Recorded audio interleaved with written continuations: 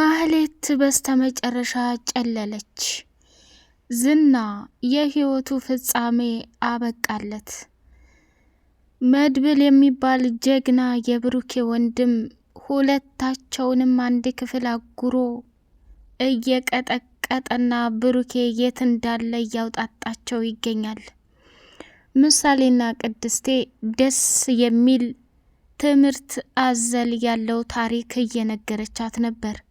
ዳጣ የማህሌትን ጥፍርና ጸጉር እንዲሁም ደግሞ ጥርሷን ማውለቅ አለብኝ ብላ ወሰነች።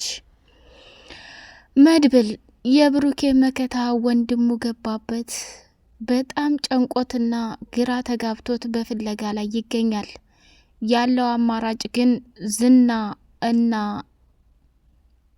ማህሌት አደገኛና ተንኮለኛ ስለሆኑ ብሩኬን ያጠፉትና ያስወገዱት እነሱ ናቸው እያለ ጥርጣሬ አድሮበት ሁለታቸውንም እያፈረጠና ፈርደም እያስበላ ወንድሙን አደረጉበት ቦታ ላይ አሰቃይተው የት እንደደፉት እየጠየቃቸው ይገኛል።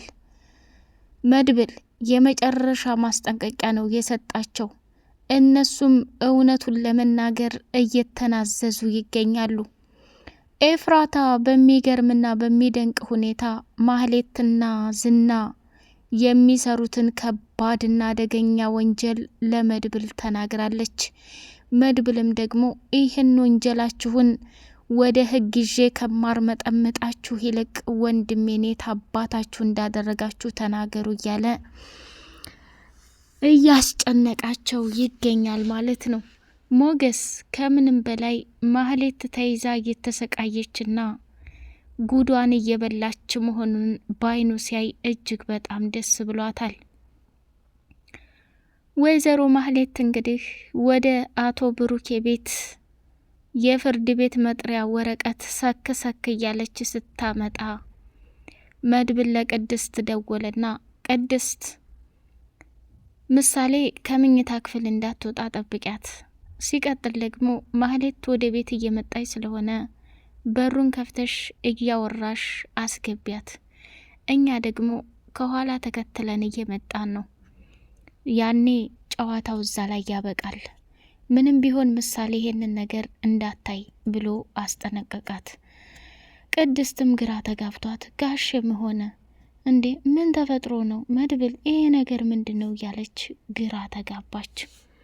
ቅድስት ያልኩሽን ብቻ አድርጊ እባክሽ ብዙ ጥያቄ አትጠይቅኝ ብሎ ስልኩን ዘጋባት። ቅድስትም ክችን ምግብ እየሰራች ነበርና ማህሌት በሩን ስትቆረቁር ከፈተችና ማህሌት ደግሞ አፏን አሹላ አንቺ ገረድ ባሌን የት አባሽንስ ነው ያደረግሽው ብላ ስትላት እንዴት እዬ ምንድነው የምትዩ? እንኳን ደህና መጣሽ፣ ነይ ግቢ፣ ምን ተፈጥሮ ነው? እኔ ታየዋለሁ ለራሴ እገባበት እየተጨነኩ አይደል እንዴ? እንዴት እኔን እንትን ትይኛለሽ እኮ እኔን ከቤት አባረሽ አንቺ የቤት እመቤት ሆነሽ ቁጭ ስትይ ትንሽ አይደብርሽም? ቅድስት ባንቺ ምክንያት ነው ይህን ሁሉ እያጣሁ ያለሁት፣ ገንዘቤን፣ ሀብቴን፣ ንብረቴን። አሁን ጭራሽ ቤቱ ሳይሸጥ ተሸጠ እያላችሁ ታወራላችሁ አይደል? እኔ እኮ ማህሌት ነኝ፣ ምንም የሚያመልጠኝ ነገር የለም እያለች ፎከረች።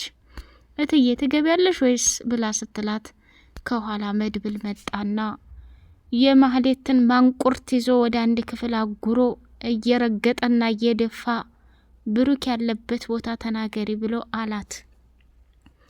ሰላም ሰላም ውድ የተከበራችሁ የሌላ ኤንድ የመሐመድ ቤተሰቦች እጅግ በጣም ልብ አንጠልጣዩና ተወዳጁ የምሳሌ ድራማ እንደቀጠለ ይገኛል።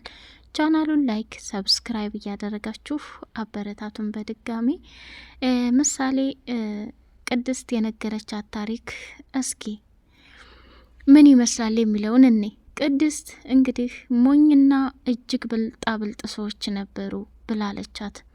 ሞኞቹ ሰዎች ቤታቸውን ዘግተው ጥሩ ምግብ ሰርተው ጥሩ ወጥ ሰርተው ወደ ስራ ቦታ ይሄዳሉ አለች። ብልጣ ብልጥ ሰዎች ደግሞ እዛ ሞኞች ቤት ሲመጡ ድስቱም ወጥ ሞሰቡም እንጀራ ሲያገኙ ያንን ወጥና እንጀራ ጥርግ አርገው በልተው ይሄዳሉ አለች። ሞኞቹ ከቆዩበት ቦታ ላይ ወደ ቤታቸው ሲመለሱ የተሰራ ወጥና እንጀራ ምንም የለም። የት ገባ እያሉ እርስ በርሳቸው መናደድ ጀመሩ። ድስቱን ክፍት ሲያደርገው ዝንብ ነበረች አለች። ከዛ ዝንቧ ደግሞ እሞኟ ሚስቱ ላይ ግንባር ላይ ስታርፍ ከዛ በጥቅሻ ዝንቧ ግንባሬ ላይ ያረፈች ብላ ስትለው በያዘው ዱላ ሞኝ ሆዬ ግንባሯን ሲላት ሚስቷ ዲፍታለች ብላ ነገረቻት። ብልጣ ብልጦቹ ግን የሞኞችን ምግብ በልተው ተዛ ቦታ ላይ ተሰወሩ ብላለቻት። ምሳሌም ደግሞ የልጅ ነገር ምን ሊበሉ ነው፣ ምን ሊጠጡ ነው፣ ሲያሳዝኑ እያለች አዘነች። እንግዲህ ምሳሌዬ ይሄንን ታሪክና ተረት የነገርኩሽ ብልጣ ብልጥም ሳትሆኚ ሞኛ ሞኝም ሳትሆኚ ህይወትን በመካከለኛ መንገድ ታጓዢ ብላለቻት። እንግዲህ ብልጣ ብልጥ ሰዎች ሞኛ ሞኞቹን ይጫወታሉ ማለት ነው። አለቅልጥ ብልጥ ነን ባዮች ደግሞ ሞኛ ሞኞቹን ያታለላሉ ማለት ነው። ይሄ ደግሞ እጅግ በጣም ደስ አይልም የሚል ትምህርት ሰጥታታለች። ምሳሌም ደግሞ ደስ በሚል ሁኔታ ትምህርቱን ተቀብላ አመሰግናለሁ፣ በጣም ደስታ ያለሽ ቅድስትዬ ይህን ታሪክ ስለነገርሽ ብላ አቅፋ አደረገቻት ማለት ነው። ቅድስትም እዛ ክፍል ገብታ ተረትና ትልቅ ታሪክ ያወራቻት ማህሌት እየተሰቃየችበትን ያለ ቦታ ላለማየት ታስቦ ነው። በዛውም ደግሞ ደስ የሚል ትምህርት ሰጥታለች ቅድስት። እጅግ በጣም አስተማሪ የሆነ ነገር ነው ማለት ነው። ሲቀጥል ወደ ዳጣ ላይ ስንመጣ ዳጣ ከዚህ በፊት ዝና እና ማህሌት አግተው በጣም አሰቃይተዋት ነበር። ጥፍርሽን ልንቀልልሽ፣ ጸጉርሽን ልንቀልልሽ ወይስ ዓይንሽን ላውጣልሽ እያለች ዳጣ ደግሞ የማህሌትን መጨረሻ እያናዘዘቻት ትገኛለች። ይገርማል። ማህሌት ደግሞ ዳጣ አሁን ከዚህ በወጣ አንቺን ባገኝሽ የማበላሽን ስቃይ ያስበሽዋል እያለች አለቻት። ታይ እንጂ አሁንማ ቤተሰቦችን አግኝቻለሁ አባት አለኝ እያለ ፎከረችባት። ማህሌት ደግሞ በጣም ግራ ተጋብቷት ወይኔ ጉዴ እባክህ መድብል እባክህ እኔን ልቀቀኝ አታሰቃይኝ እያለች መለመን ጀመረች። መድብልም ደግሞ እስኪ አንድ ጥያቄ ልጠይቅሽ፣ ብሩክ እጅግ በጣም መልካምና ጥሩ ሰው ነው። ወንድሜ ነው ብዬ ስለሆነ ሳይሆን ማንም የሚመሰክርለት ነው። ገባሽ? ግን እሱን የመሰለ ባል አስቀምጠሽ ከሌላ ሰው ጋር የምትማግጭው ለምንድን ነው? እኔ አይደለሁም ብሩክ ነው እኔን አስወጥቶ እኔን ከቤት ፈቶ ከሰራተኛ ጋር እየማገጠ ያለው ብላ ተናገረች። መድብልም ደግሞ ዳግም ስለ ብሩክ እንዲህ አይነት ነገር ብትይ አንገትሽን ቆርጬ በእጅሽ ነው ማስረክብሽ ብሎ በጥፊ ሲላት ፊቷ ተቃጠለ። ማህሌትም ደግሞ መለመን ጀመረች።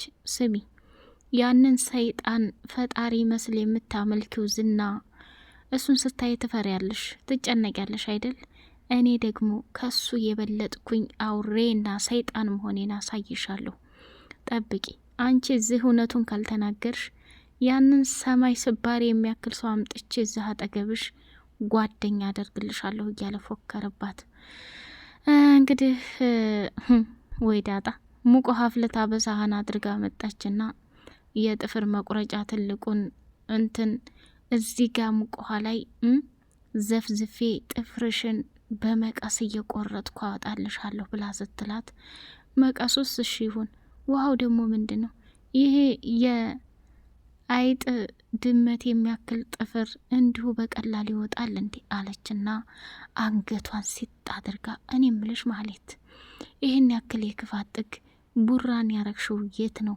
እውነቱን ተናገሪና ከዚህ ቦታ ላይ መውጣት ትቻለሽ፣ አለዛ እዚሁ ሲጥ አድርጌ ነው ምደፋሽ እያለች ዳጣ እስከ ዛሬ ድረስ ስታሰቃያት የነበረውን ስቃይ ልትወጣባት ቆርጣ ተነሳች።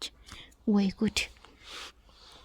ሞገስ ደግሞ ከሚባለውና ከታሰበው በላይ ማህሌት ያደረገችው ነገር እጅጉን ከባድና አሳዛኝ ስለነበረ የታባቷንስ ዳጣ አንቺ ስነ ስርዓት ያዥ፣ ሰውን ለመደብደብና ሰውን እንደዚህ ለማድረግ አትቸኩይ። እኛ የምንፈልገው ኤፍራታ እህቷም ስላለች ጠቁማ ብዙ ነገር ልታረግ ትችላለች። ስለዚህ ማህሌት ምንም ጉዳት ሳይደርስባት ብሩኬን ያደረጉበትን ቦታ እውነታውን እንድትናገር ስለፈለግን ነው ብላ አለች። ቅድስትም ግራ ተጋባትና እኔ ምላችሁ አሁን ማህሌትን እዛ አገታችኋት፣ እዛ አሰቃያችኋት፣ ሌላ ችግር አይፈጠርም እንዴ? እኔ በጣም አስቤያለሁ እያለች ግራ ተጋባት። ከዛ አታስቢ ቅድስቴ፣ ምንም የሚመጣ ነገር የለም። እስካሁን ድረስ ማህሌት የስቃይን ጉድ አብልታናለች። ካሁን በኋላ ሁላችንም ነጻነታችንን አግኝተን እንኖራለን። ምንም ቢሆን ምንም ማህሌት ያደረገችው ነገር ቀላል አይደለም። ብሩኬም ካለበት ቦታ ላይ እንደሚወጣ ተስፋለን እያለች ዳጣ ተናገረች ማለት ነው። ያው ምሳሌም ከዛ ክፍል እንዳትወጣ ቅድስት እየተመላለሰች እዛው ቁጭ ብላ ወሬዋን እያወራቻት ትገኛለች ማለት ነው። ማህሌት መጨረሻ ላይ ምናለች? ስለ ዝና መጥፎና ስለ ዝና ስራዎች ተናገረች። መድብልም በጣም ደነገጠና ወይኔ ወንድሜ ጭራሽ ብሩኬ በዝና እጅ ውስጥ ሆኖ ነው እየተሰቃየ የነበረው አይደል ብላለች ብሎ አለ። ወደ ኤፍራታ ጋር ደወለና ማህሌት የትዳ ነው? እኔ ምን አውቃለሁ? ውላችሁን አብራችሁ አይደላችሁም እንዴ? አብረን ነበር። እሷ ወደ ብሩኬ ቤት ሄደች፣ እኔ ደግሞ ከመድብል ጋር ተገናኝተን ካፌ ነው የቆየ ነው አለችው። እንዴት አባሽ ከሱ ጋር ትገናኛለሽ? ከሱ ጋር ዝምድናችሁ ምንድን ነው? ምን ፈልጎ ነው ካንቺ ጋር አብሮ ሊውል የቻለው እያለ ጠየቃት። እንዴ ምኑን ያህል ዝና፣ ይሄ እኮ የህይወት ጉዳይ ነው። በፊት እኮ እሱ ጋር እንተዋወቃለን ብላለች። መድብል ማህሌትን ብሩኬ ቤት አምጥቶ ካገታት በኋላ ወደ ኤፍራታ ጋር ነበር የሄደው። ካፌ ላይ ተገናኝተው እንደሚወዳት ቆንጆ ነሽ፣ በጣም ደስ የምትነሽ የኔ ጥቁር አዝሙድ እያለ ነጠላ ዘፈን ዘፈነላት። ኤፍራታ ደግሞ ከወትሮ የተለየ ደስታ በፊቷ ላይ ተሞላ። ዝናንም ስታናግረው ኮስተር ብላ መመለስ ጀመረች። መድብልም ለጠየቃት ጥያቄዎች በሙሉ መልስ ሰጠች። በስተመጨረሻ ኤፍራታ አንቺ ጎበዝና ጠንካራ ሴት ነሽ፣ ጥሩ ሴት ነሽ፣ ጸባይሽን በዙ ቀጥይ፣ ወደፊት የምትሰሪባቸውን ስራዎች በሙሉ ሂሳብ እያወራረሽኩ ሰጥሻለሁ ብሎ ቃል ገባላት። በመጨረሻ ስሟት ሄደ። ውድ ሌላ ቤተሰቦች በቀጣዩ ፓርት በጉጉት እስከምንገናኝ አሰላሙ አለይኩም ወራህመቱላሂ ወበረካቱ።